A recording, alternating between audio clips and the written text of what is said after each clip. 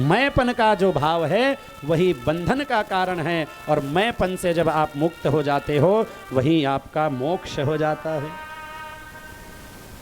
ऋषभदेव बड़ी दिव्य उपदेश करते हैं, अरे पुत्रो, जीवन में कभी ब्राह्मणों का अपमान न करना, कभी संतों का अपमान न करना।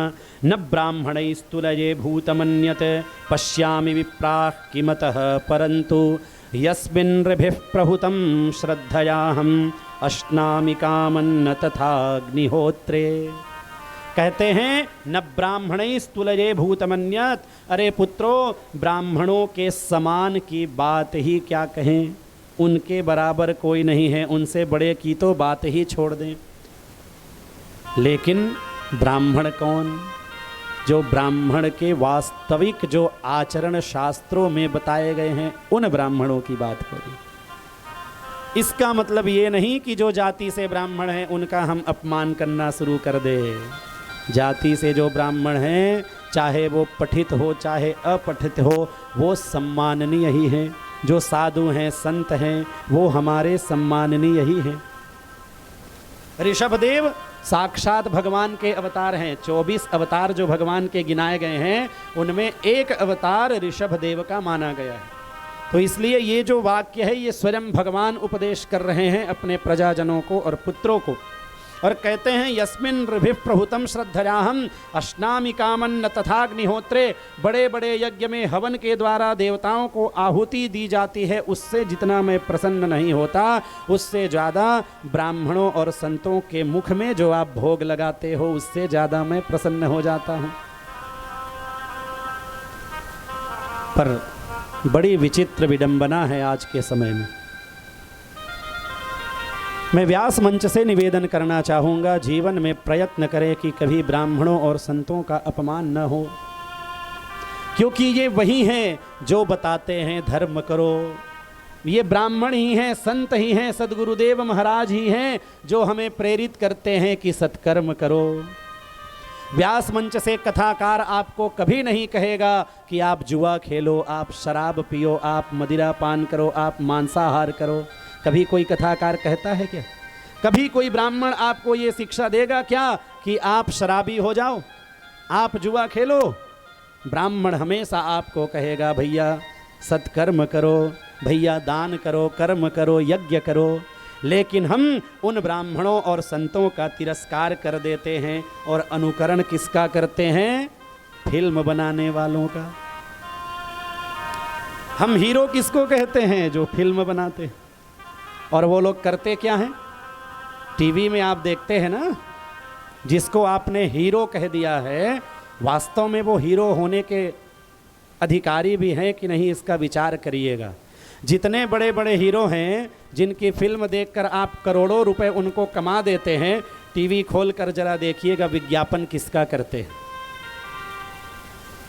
सभी लोग जान रहे हैं। व्यास मंच से बहुत ज़्यादा इधर उधर की बात कहने का अभ्यास नहीं है, लेकिन ये बात जानने की आवश्यकता है, क्योंकि जब तक चर्चा नहीं होगी, जब तक हम अनुसंधान नहीं करेंगे, तब तक सुधार नहीं होगा।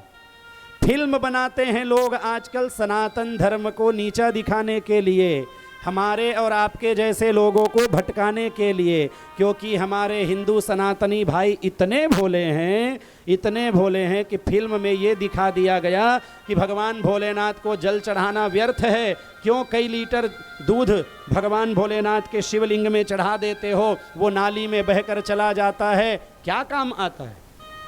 क्यों चढ़ाते हो भगवान भोलेनाथ को दूध? फिल्म बनाया ना।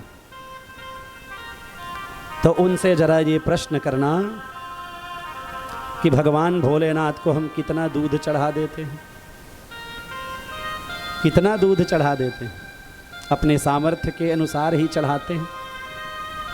और यदि हम भगवान भोलेनाथ को दूध चढ़ाते हैं तो ये हमारी आस्था का विषय है कि नहीं? चलो मान भी लेते हैं कि आपका कहना ठीक है कि भगवान भोलेनाथ को हम दूध ना चढ़ाएं, उसके बदले जो पैसा खर्च हो रहा है उसको गरीबों को बांट दें। तो क्या कभी कोई फिल्मकार हीरो जो करोड़ों करोड़ों रुपए कमाता है, किसी गरीब के लिए कोई काम करता है क्या?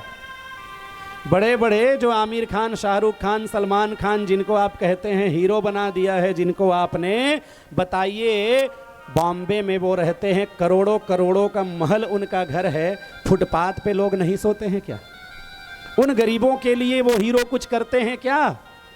कितने उन्होंने धर्मशाला बना दिया, कितने गौशाला खुलवा दिए, गरीबों के लिए कितनी व्यवस्था करा दिया, कितना लंगर चला देते हैं, कितना भोजनालय चलाते हैं। लेकिन जाकर काशी में देखो, वृंदावन में देखो, मथुरा में देखो, अयोध्या में देखो, बड़े बड़े संत ब्राह्मण जो भगवान के अनुयायी हैं, जो आपको प्रेरित करते हैं, वो आपको मुफ्त में भोजन कराते हैं कि नहीं कराते हैं? तो हमें भटकने की आवश्यकता नहीं है, हमें तोड़ने के लिए ये षड्यंत्र रचा जा रहा है। न ब्राह्मणैस्तुल्ये भूतमन्यत्, ब्राह्मणों और संतों से बड़ा उपकारी इस संसार में कोई नहीं हो सकता। अच्छा एक बात बताइए, सबकी कीमत निश्चित है कि नहीं? अभी देखिए, आप श्रीमद् भागवत दिव्य ज्ञान यज्ञ का आयोजन कर रहे हैं, आपने टेंट वाले भैया से बात किया होगा, उन्होंने अपनी कीमत बताई होगी। साउंड वाले भैया से आपने बात किया होगा, उन्होंने भी अपनी कीमत बताई होगी। लेकिन ब्राह्मण ने अपनी कीमत बताई है क्या? शादी ब्याह करते हैं, 25,000 30,000 का डीजे लगाते हैं, नाचते हैं, बड़े आसानी से दे देते हैं। ध्यान देने की बात है, इसलिए यहाँ से बताया जा रहा है, अनुकरणीय है, जीवन में उतारने वाली बात है। खर्च कर देते हैं ना नाचने पे हजारों रुपए मदिरा पान कर देते हैं, नाचने वाली और नाचने वाले के ऊपर नोटों की गड्डी बरसाते हैं। और जो ब्राह्मण रात भर जग के वेद मंत्र का पाठ करके दो अनजान लोगों को जोड़ने का काम करते हैं, विवाह कराने आए हैं, रात भर अग्नि और बड़े बड़े लोगों के समक्ष में दो अनजान लोगों को एक करने वाले हैं, जब उनको दक्षिणा देने की बात आती है तो 2100 रुपये भी हमको महंगा लगता है। और हम क्या कहते हैं, अरे महाराज जी क्या बताएं, डीजे में इतना खर्चा हो गया, बारात स्वागत में इतना खर्चा हो गया, यहाँ इतना खर्चा हो गया। और हम ब्राह्मण को कहते हैं क्या बताएं महाराज, आप तो लूटने पे ही लगे हो। महाराज यदि कह दे कि भैया मुझे 51,000 तो बहुत बड़ी बात है, 5100 रुपये दक्षिणा चाहिए, ईमानदारी से बताइएगा आप में से कितने लोग हैं जो विरोध करने के लिए खड़े हो जाते हैं? नहीं महाराज जी 5100 नहीं, आपको 3100 रुपये में करना है। हमने अपने आंखों से देखा है महाराज, हमारे छत्तीसगढ़, हमारे गांव की ही यही घटना है, हमारे यजमानी में ही यही होता है। हमारे पिताजी जाते हैं शादी कराने, कहीं और दूर जाने की बात नहीं है। कई बार तो वाद विवाद भी होने लगता है, अंत में यही होता है कि ठीक है यजमान जी जो आप देना चाहोगे। बात यहाँ दक्षिणा की नहीं है, बात यहाँ आपके विवेक की है, आपके विचार की है। क्या आप 5100 रुपये ब्राह्मण को दे दोगे तो उसके बाद आपके पास कभी धन नहीं रहेगा? डीजे में 25,000 देते हुए तो कभी नहीं सोचा कि वो 10,000 में बजा दे? भैया डीजे एक बार पैसा खर्च किया है ना, दोबारा तो खर्च नहीं कर रहा है। जब उसमें मेंटेन करना होता है तब खर्च लगता है। बात केवल एक व्यक्ति विशेष की नहीं है। व्यास मंच किसी का निरादर नहीं करता, किसी का अपमान नहीं करता, लेकिन हमें विचार करना होगा। जब ब्राह्मणों के नाम पे, संतों के नाम पे, भगवान के नाम पे पैसा देना होता है तो हमें लगता है कि हम लुटा जाएंगे। ईमानदारी से बताइए, आप दुकान में जाते हैं तो दुकानदार को कहते हैं धोती दे दो, एक धोती दे दो, तो दुकानदार आपसे पूछता है भैया अपने लिए कि पूजा के लिए?